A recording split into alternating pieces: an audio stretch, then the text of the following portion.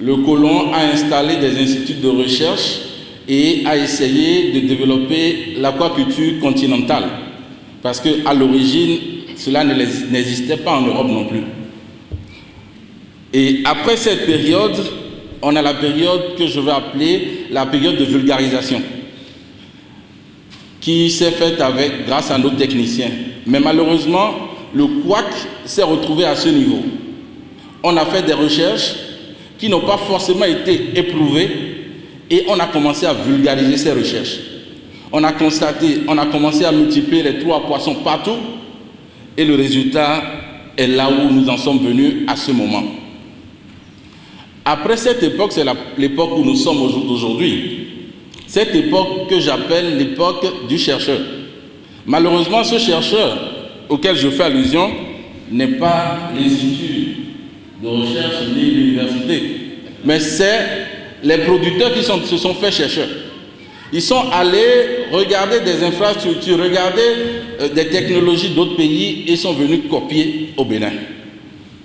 Avec tout ce que ça a pu avoir comme conséquence, des mortalités de poissons par ici, beaucoup d'argent perdu par là, et nous avons un résultat mitigé au jour d'aujourd'hui où il y a une production qui est faite, qui fait notre honneur, mais qui ne nous satisfait pas.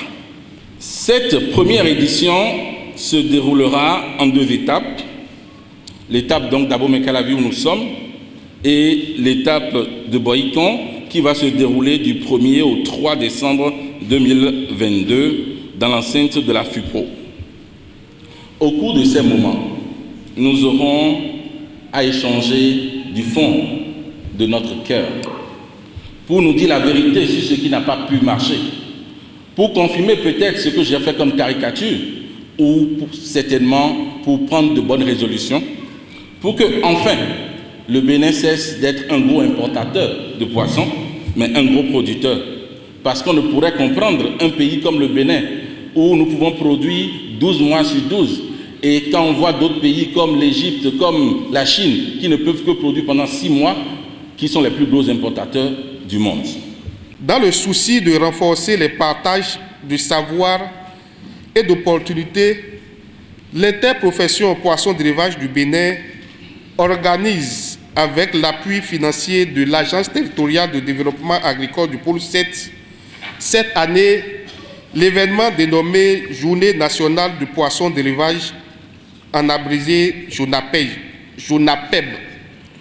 pour permettre aux acteurs des différents maillons, production, distributeurs de poissons d'élevage, fournisseurs d'intrants, chercheurs, consommateurs de services et porteurs d'expériences innovatrices, de se rencontrer afin d'échanger sur le thème central qu'est le développement de la pisciculture béninoise, les grands enjeux et défis de la professionnalisation des acteurs de la filière.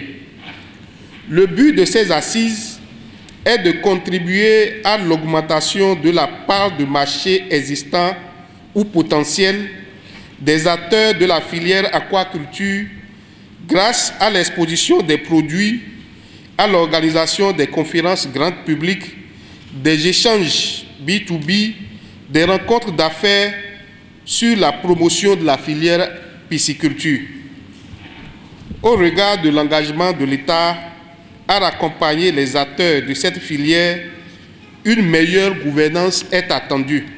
Nous avons le projet de vulgarisation de l'aquaculture continentale du Bénin, PROVAC, qui s'exécute déjà sur le terrain et dont les actions ont contribué à atteindre le niveau actuel de la filière. En plus, nous avons le projet de promotion de l'aquaculture durable et de compétitivité des chaînes de valeur de la pêche, PROMAC, qui envisage d'investir dans la filière aquaculture, entre autres pour des infrastructures aquacoles de production d'envergure.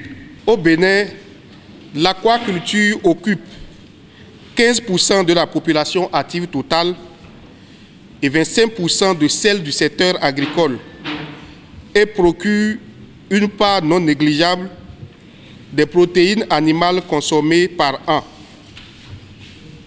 avec le niveau de consommation de 15 à 18 kg par tête et par an recommandé par la FAO, les besoins nationaux en poissons sont estimés à 90 000 tonnes par an et ne sont couverts qu'à hauteur de 44% avec la production actuelle.